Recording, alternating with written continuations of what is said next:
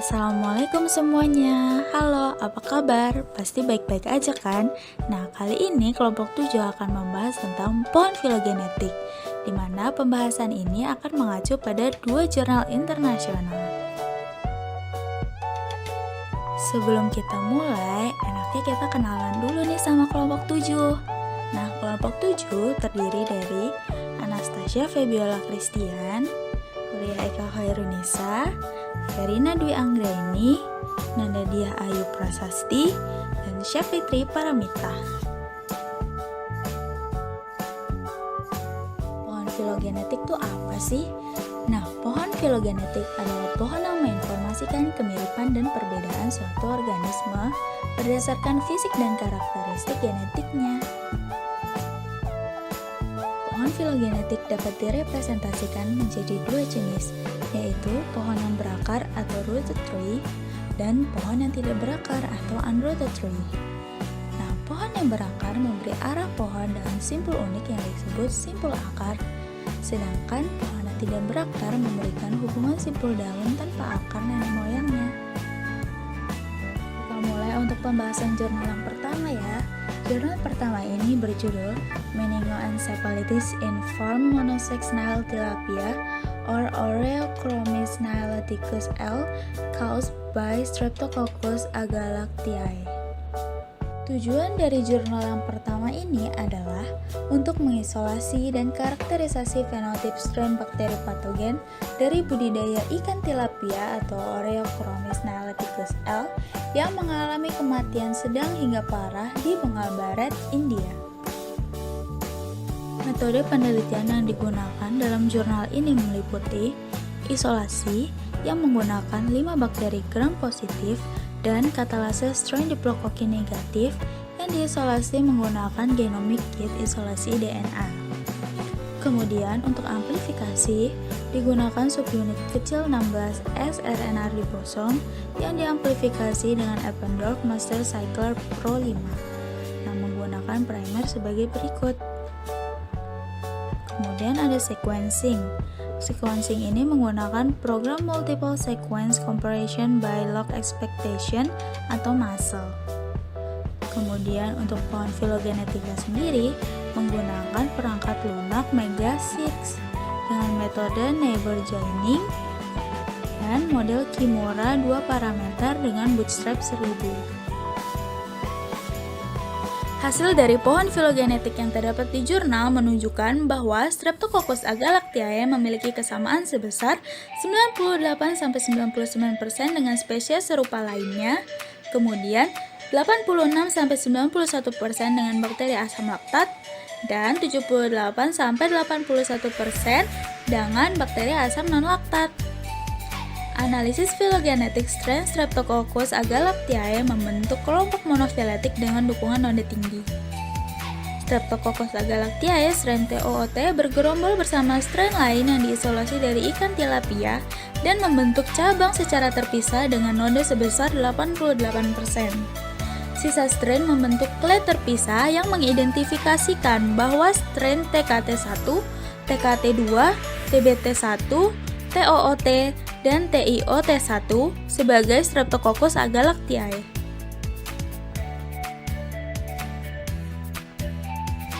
Kesimpulan yang dapat diambil dari jurnal ini adalah 5 urutan sequence yang merupakan keluarga Streptococcaceae dan filum Firmicutes terdapat dalam evolusi dari genus Streptococcus.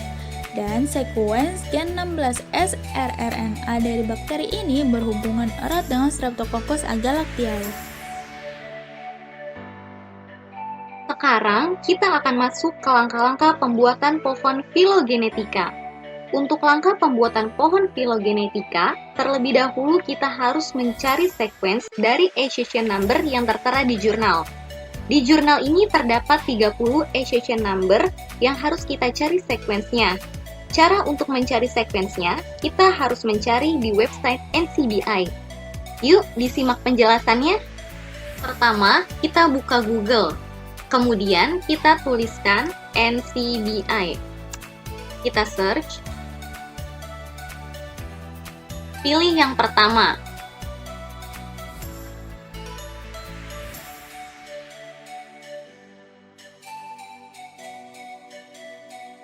Ini merupakan halaman utama pada NCBI. All database diubah menjadi nukleotid. Kemudian, kita masukkan accession number yang tertera pada jurnal. Kita lihat terlebih dahulu accession number yang di jurnal, HP 898206.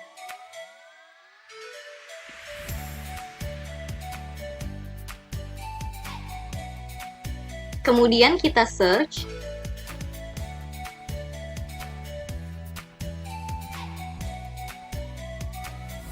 Akan muncul Streptococcus agalactiae strain WBUAFS strip TOOT 16S ribosomal RNA gen partial sequence dengan gen bank KP898206.1. Kemudian kita klik Run Blast.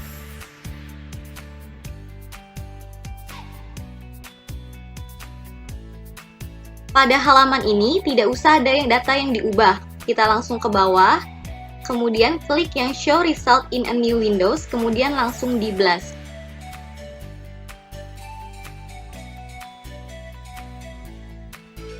Tunggu beberapa saat hingga proses loading selesai.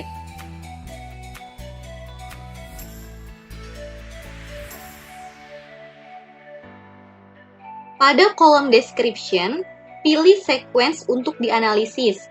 Ikuti accession number yang tertera pada jurnal. Ini pilihan select all kita hilangin, kita hanya memilih accession number sesuai yang ada di jurnal.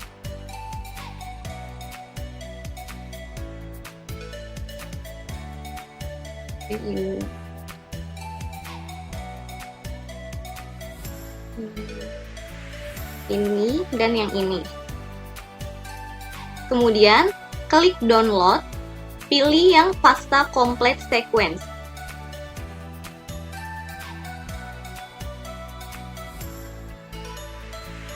Lalu, ulangi langkah mencari sequence sampai semua sequence ditemukan. Jika sudah berhasil ditemukan, kemudian buka data yang tadi di-download dalam bentuk notepad.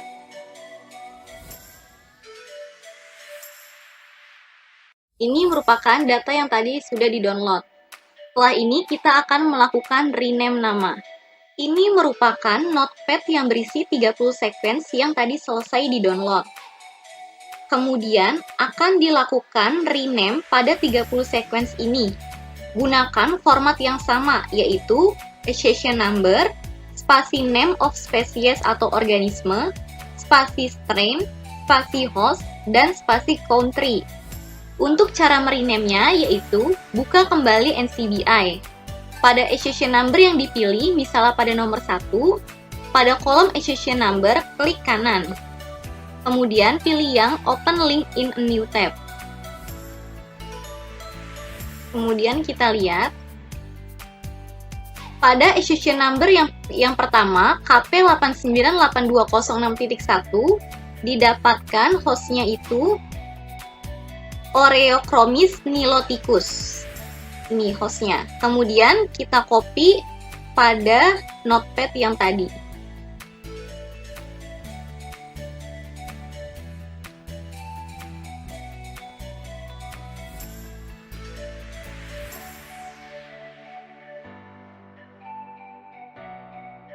Ini dihapus. Kemudian kita paste. Nah, seperti ini.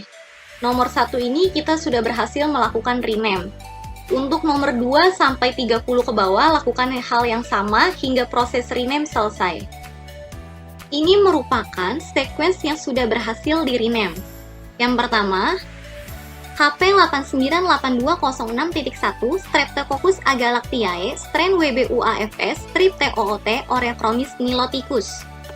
Yang kedua, KF111287.1 Streptococcus agalactiae strain ZH11 dari Cina. Selanjutnya, yang ketiga, Haki 645984.1 Streptococcus agalactiae strain HNLFYL6 tilapia dari Cina Hainan. Yang keempat, GU363869.1 Streptococcus agalactiae strain HN090816-1 tilapia dari Cina Hainan. Yang kelima, HP898207.1 Streptococcus agalactiae strain WBUAFS TKT2 Oreochromis niloticus. Selanjutnya, untuk sequence nomor 6-30, untuk hasil rename-nya bisa langsung kalian lihat di layar ya.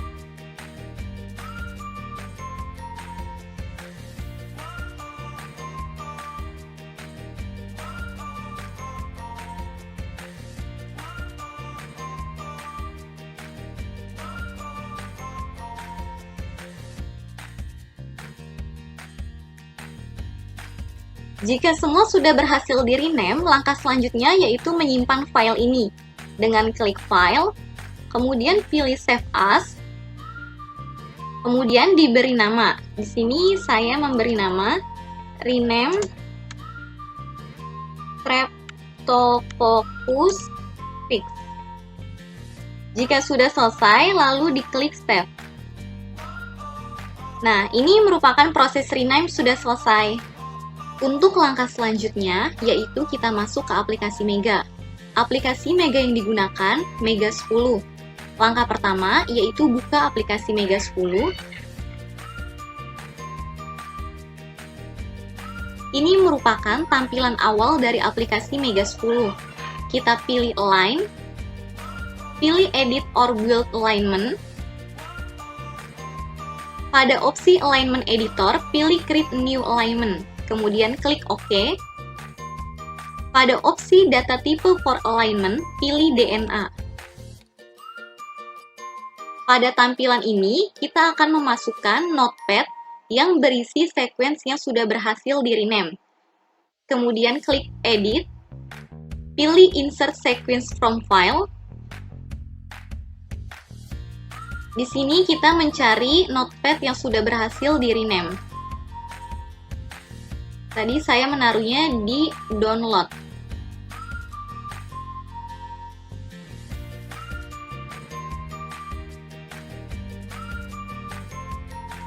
Nah, yang ini, Rename Streptococcus Fix.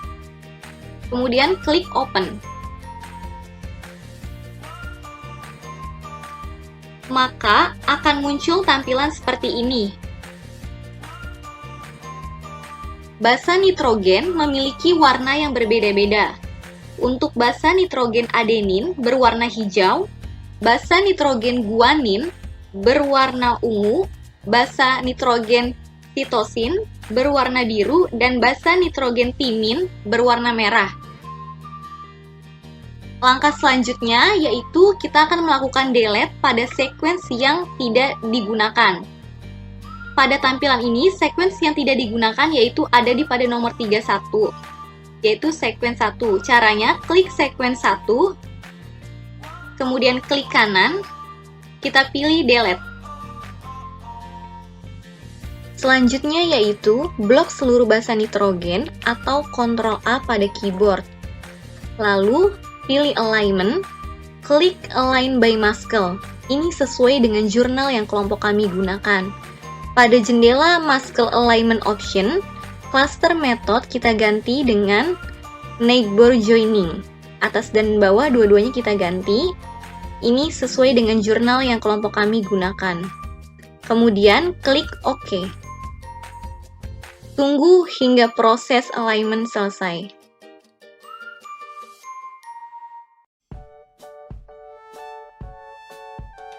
Setelah selesai, langkah selanjutnya yaitu mendelete bagian ujung kanan dan kiri agar rata.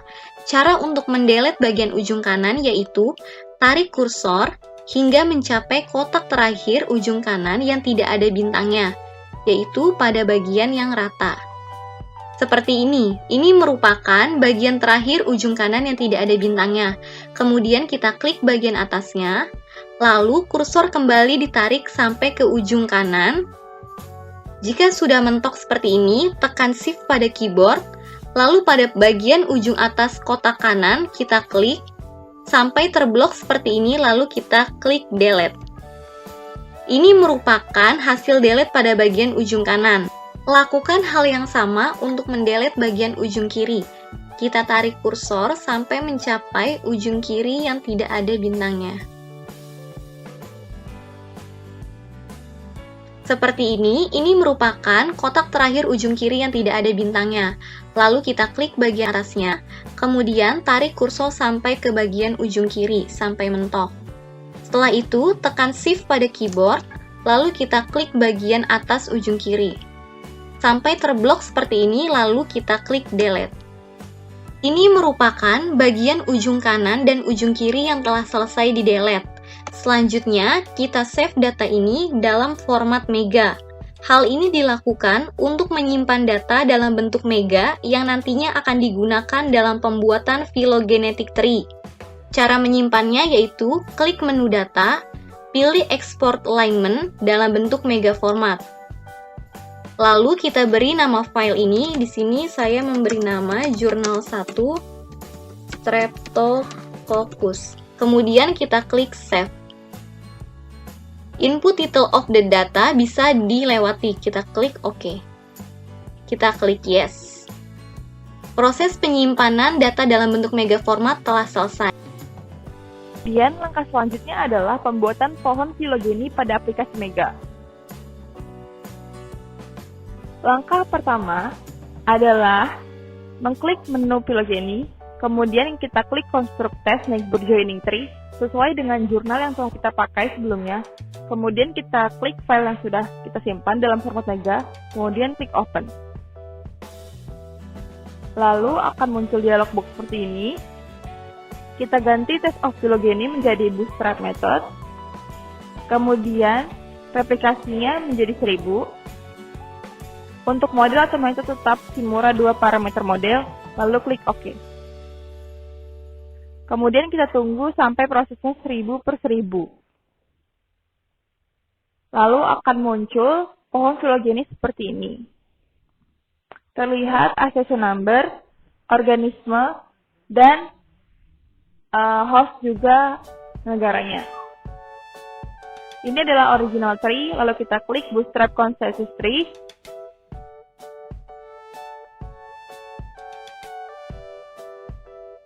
Seperti ini tampilannya.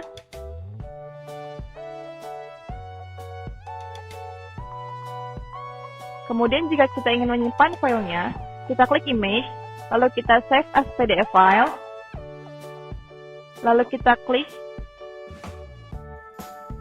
kita ingin simpan di mana, lalu kita klik file name-nya, kita namain pohon phylogenetic Streptococcus, lalu klik save. Oke. Kita tunggu. Lalu kita juga bisa menyimpan filenya dengan format PNG. Caranya masih sama, klik image, lalu klik save as PNG file. Lalu klik OK. Kemudian jangan lupa untuk men-save file Mega ini dengan cara klik file, lalu klik save current session. Kemudian kita masukkan file namanya. Jadi kita tambahin fix. Lalu kita save. Berikut ini adalah hasil pohon filogenetik menggunakan aplikasi MegaX. Dapat dilihat gambar di sebelah kanan merupakan hasil dari original tree-nya. Di bagian bawah gambar terlihat ada skala jarak evolusi, yaitu garis panjang, yang skalanya itu dari 0,000, 0,100, dan 0,150. Skala ini menunjukkan bahwa semakin panjang garis dari node-nya, maka makin jauh jarak evolusinya. Gambar di bawah ini adalah original tree with topology dengan bootstrap yang dapat dilihat dengan rapi dan jelas sehingga dapat dianalisa. Didapatkan kesamaan urutan gen pada strain yang diidentifikasi sebagai Streptococcus agalactiae dengan bootstrap 88 hingga 98%, yang artinya memiliki kekerabatan yang dekat antar spesies Streptococcus agalactiae lainnya. Jadi dapat dilihat dari accession number KF8260952 sampai KP8982071 memiliki kekerabatan yang dekat.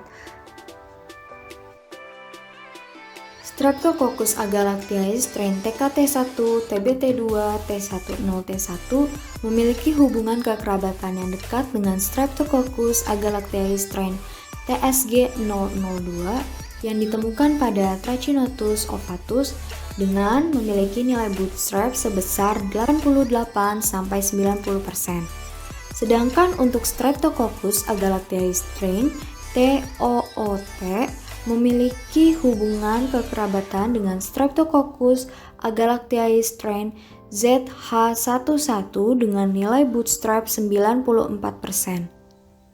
TBT1, TKT1, T10T1 memiliki clade yang berbeda dengan TOOT dan TKT2. Namun mereka masih dalam satu ancestral node yang sama, yaitu di titik dengan bootstrap 98%. Streptococcus agalactiae dan bakteri asam laktat lainnya seperti Streptococcus disagalactiae, Streptococcus iniae, Streptococcus paraubrieris menunjukkan kemiripan dengan nilai bootstrap 85-99%. Sedangkan bakteri asam non-laktat menunjukkan bootstrap yang lebih kecil yaitu 64-99% kemiripan. Untuk Carnobacterium malta-rhomaticum dengan Phagococcus salmoninarum memiliki kemiripan paling kecil bootstrapnya yaitu 61%. Kesimpulan: setelah melihat hasil pada jurnal dan hasil pohon pada aplikasi MegaX, tidak terdapat banyak perbedaan yang signifikan berkaitan kemiripan 5 strain yang diteliti, yaitu TOOT, TKT1, TKT2, TBT1, dan T01T1 dengan Streptococcus agalactiae lainnya. Kelima strain ini merupakan keluarga Streptococcaceae. Hasil bootstrap yang didapatkan mayoritas di atas 70% sampai 100%, yang menandakan bahwa topologi dari setiap percabangan pohon tersebut sudah tepat atau korek. Setelah selesai membahas jurnal 1, kita akan masuk ke jurnal 2 dengan judul Computational Analysis of Distant-Based Phylogenetic Tree for Azotobacter Species. Tujuan jurnal 2 untuk menganalisis komputasi berdasarkan jarak dari pohon filogenetik untuk spesies Azotobacter. Metode yang digunakan yang pertama adalah database, dengan menggunakan NCBI untuk menganalisis database yang berbeda seperti GenBank untuk sekuen DNA-nya. Kedua, sekuen, menggunakan 12 urutan nukleotida yang berbeda strain Azotobacter crococum. Yang ketiga, model yang digunakan adalah P-Distinct dan Jux-Cantor sebagai parameter yang berbeda dan untuk membandingkan hasilnya. Kemudian ditampilkan hasil rekonstruksi pohon filogenetik dengan metode UPGMA yang menggunakan model P-Distance dan juga model Jux-Cantor. Azotobacter crococum strain ATCC 9043 node 115 dan Azotobacter crococum strain ATCC 9043 node 113 memiliki nilai yang sama, yaitu 100%. Kemudian ditampilkan hasil rekonstruksi pohon filogenetik dengan metode UPGMA yang menggunakan model P-Distance dan juga model Jux-Cantor. Azotobacter crococum strain ATCC 9043 node 115 dan Azotobacter crococum strain ATCC 9043 node 113 memiliki nilai yang sama, yaitu 100%. Kesimpulannya yaitu, pada hasil rekonstruksi pohon filogenetik dengan metode Nigbur joining dan metode UPGMA yang menggunakan model p-distance dan Jux-Cantor, memiliki hasil kekerabatan yang dekat antara Azotobacter crococum strain ATCC 9043 noda 115 dan Azotobacter crococum strain ATCC 9043 noda 113. Dikarenakan hasil yang didapatkan pada metode Nigbur joining, model p-distance dan Jux-Cantor masing-masing memiliki nilai 100% dan juga 99%. Sedangkan pada metode UPGMA, model p-distance dan Jux-Cantor sama-sama nilainya yaitu 100%. Selanjutnya adalah langkah kerja mendapatkan pohon filogenetik pada jurnal kedua. Untuk cara kerja jurnal kedua sendiri, caranya hampir sama dengan jurnal pertama. Kemudian, blok seluruh sekuen dengan cara Ctrl+A, kemudian pilih menu alignment, kemudian klik align by Kurosawa. Setelah itu adalah kita memilih menu filogeny, kemudian kita pilih construct test UPGMA3. Sedangkan pada jurnal pertama, kita memilih option 3 Nigbur joining. Kemudian akan muncul kotak MX Analysis Preference Phylogeny Construction, kemudian ubah test of phylogeny dari none, lalu bootstrap method nomor of bootstrap replication tidak perlu diubah, tetap 1000. Kemudian ubah model atau metode jadi p-distance, kemudian klik OK.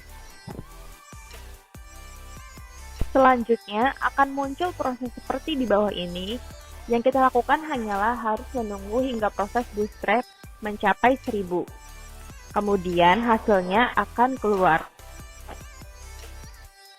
Pada hasil rekonstruksi pohon filogenetik dengan metode Nigbur joining model p-distance, yaitu terdapat hubungan kekerabatan antara SCAA 01000015.1 Azotobacter crococum strain ATCC noda 113 dan SCAA 01000017.1 Azotobacter crococum strain ATCC noda 115 karena memiliki nilai bootstrap 100%, juga memiliki kekerabatan pada SCAA 01000004.1 Azotobacter crococum strain ATCC noda 103 dengan nilai bootstrap 93%.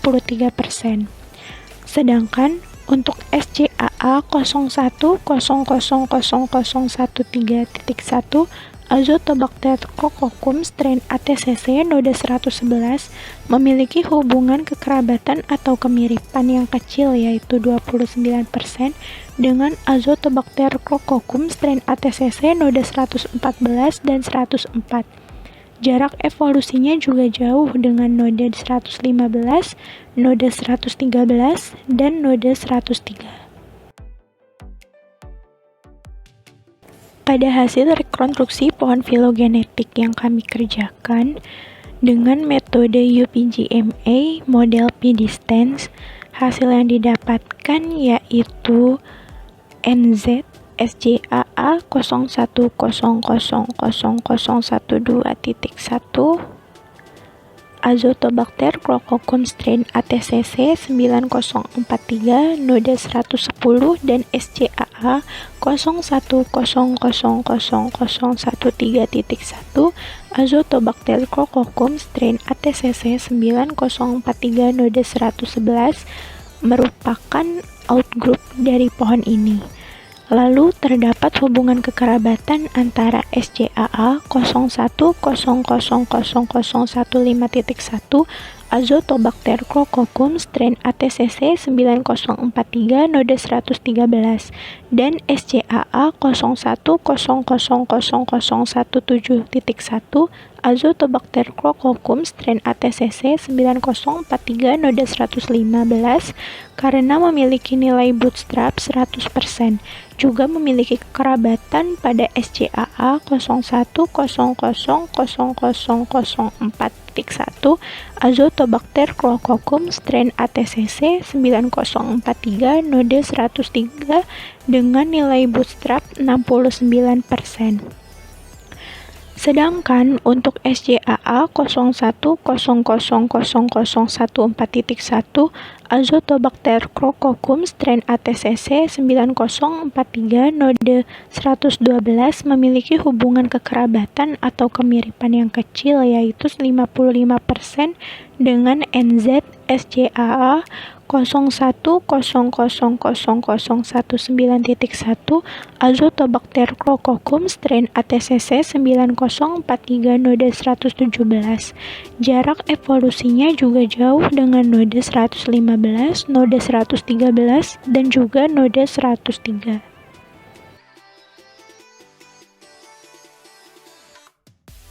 Kesimpulan akhir yang didapat yaitu metode UPGMA mengacu pada pendekatan langsung untuk membangun pohon filogenetik berakar atau rooted tree dari matriks jarak sementara.